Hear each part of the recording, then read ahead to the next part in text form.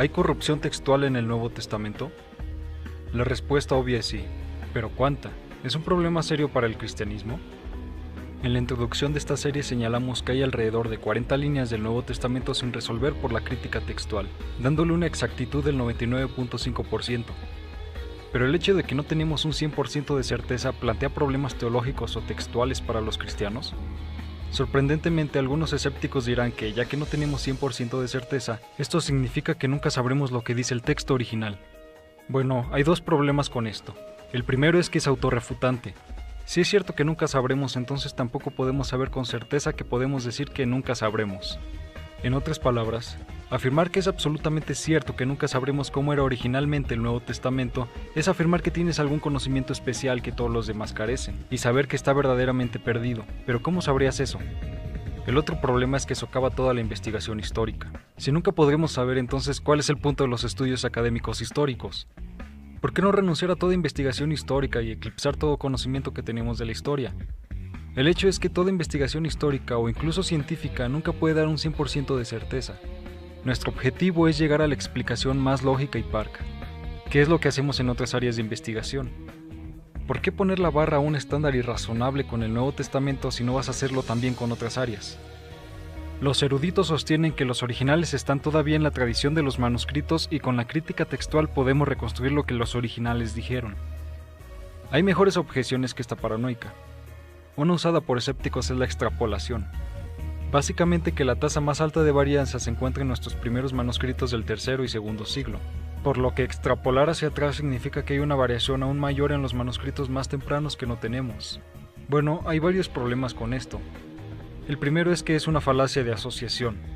Los hábitos de los copistas del tercer y segundo siglo no se aplican necesariamente a los copistas anteriores.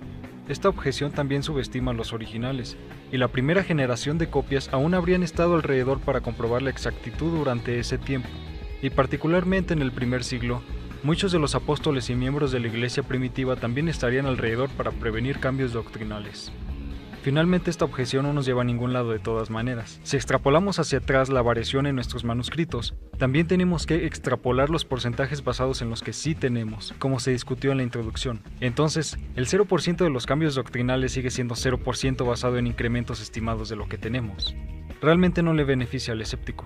¿Acaso la primera y segunda generación de cristianos no consideraron estos documentos como sagrados, por lo que no tendrían cuidado al copiar? Esta objeción es tonta porque incluso un copista de un documento secular era cuidadoso por asegurarse de que fuera transmitido con precisión. Esta no era una tarea frívola para nadie. También podría ser impugnado si los primeros cristianos consideraron estos trabajos escriturales o no. Los primeros escritores como Clemente, Ignacio, Policarpo y Justino Mártir citaron el Nuevo Testamento varias veces. Policarpo incluso hace referencia a la carta a los Efesios como escritura, y Justino Mártir hace referencia a los escritos del Nuevo Testamento como las memorias de los apóstoles. Así que hay evidencia en los primeros escritos cristianos que demuestran que al menos considerarían que las escrituras del Nuevo Testamento eran autoritarias y merecían respeto. El punto básico a recordar es que si alguien quiere argumentar que el Nuevo Testamento ha sido drásticamente cambiado, eso requiere evidencia. Sospechas paranoicas no bastan.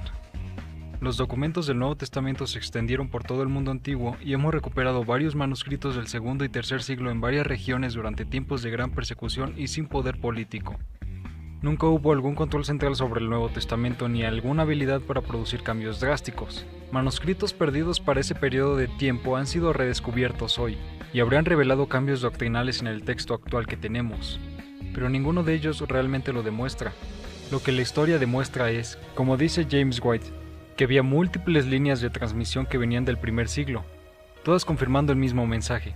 And he has preserved it through the entire manuscript tradition so that there's never a controlling authority that can change or edit the text, put in doctrines, take out doctrines, etc., etc. The result of that is we have to look at textual variance. But the fact is that is the best way to preserve the text, especially given the evangelical mandate of the early church. So the idea that, well, if there was these primitive corruptions before the manuscript tradition is found in history, therefore we can never know what the originals were. When you have multiple lines, how do all those multiple lines end up having the same readings in them? Not identical readings, but it's still the same New Testament, it's still teaching the same thing.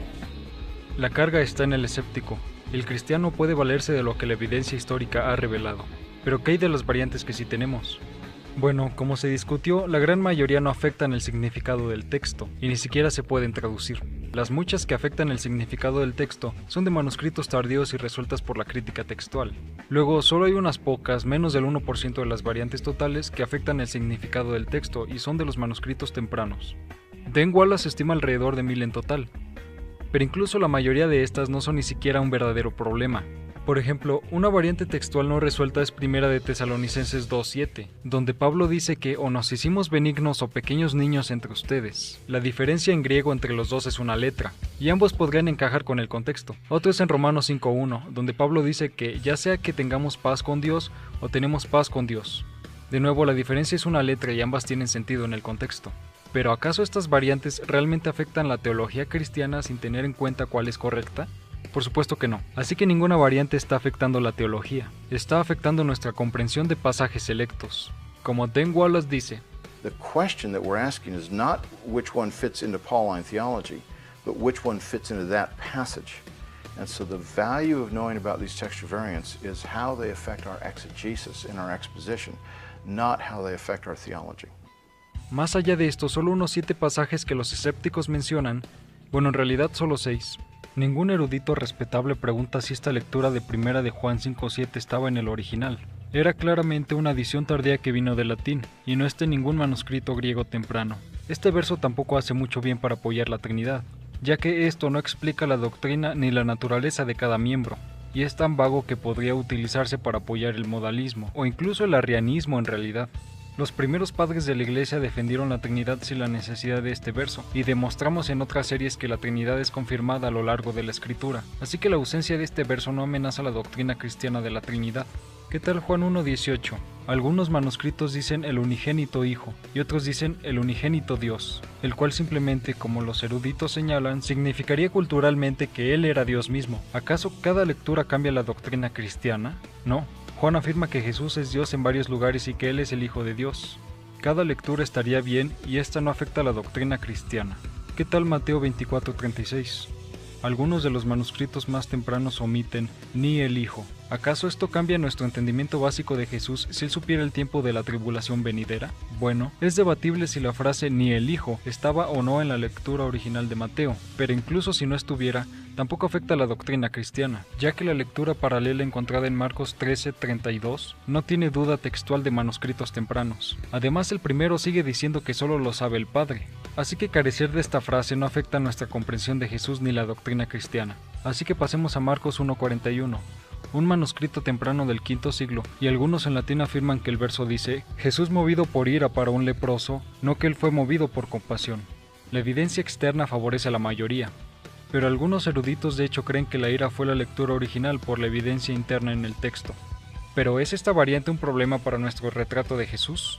No en realidad, ya que otros pasajes en Marcos representan a Jesús como enojado, y no hay variación con ellos en los manuscritos. No hay nada inconsistente con un Jesús que se enoja de todos modos.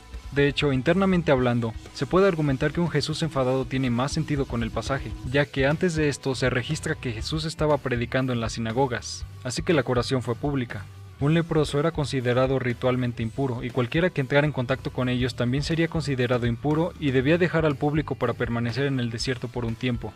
Y Marcos registra después de que esto sucedió que Jesús tuvo que ir al desierto una vez que se esparció el rumor de que sanó a un leproso. Tener que curar al leproso públicamente significaba que el ministerio de Jesús en Galilea estaba siendo entorpecido por ser ritualmente impuro. El leproso podría haber esperado para ser sanado en privado y podría haber honrado la petición de Jesús de mantenerlo desconocido, por lo que es razonable que Jesús se enojara por esto.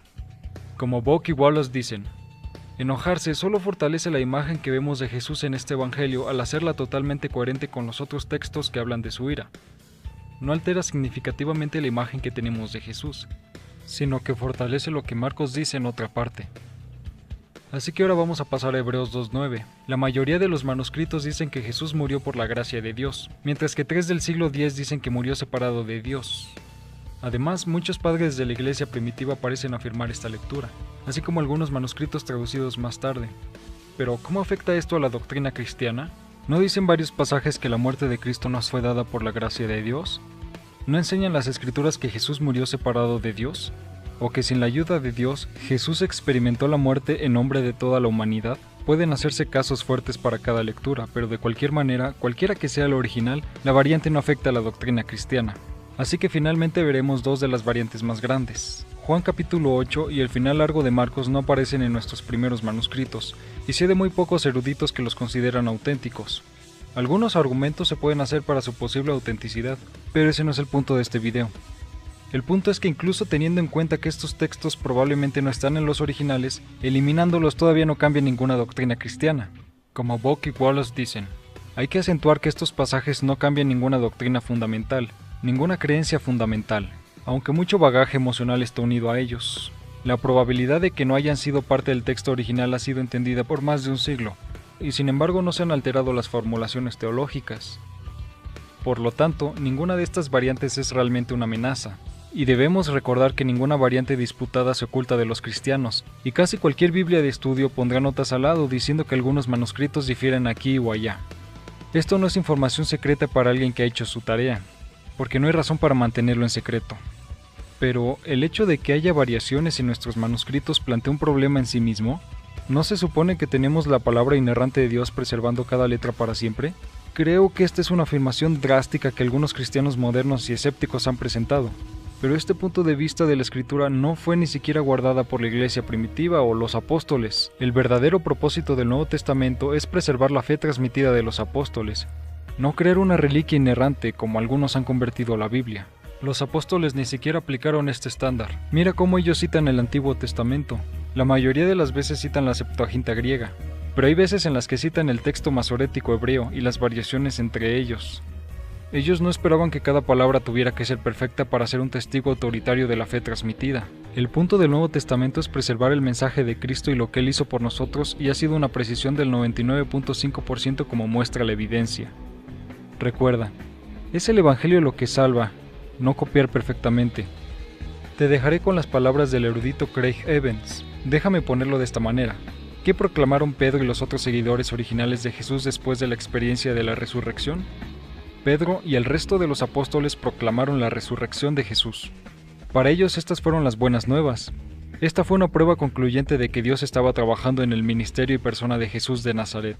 Pedro no se levantó y proclamó: «Hombres de Israel, tengo buenas noticias. La Biblia es verbalmente inspirada y por lo tanto inerrante, y además los evangelios pueden ser armonizados». Fue la realidad de la resurrección y su impacto en aquellos que la escucharon y respondieron en fe lo que impulsó el Nuevo Testamento hacia adelante, no la escritura sin errores.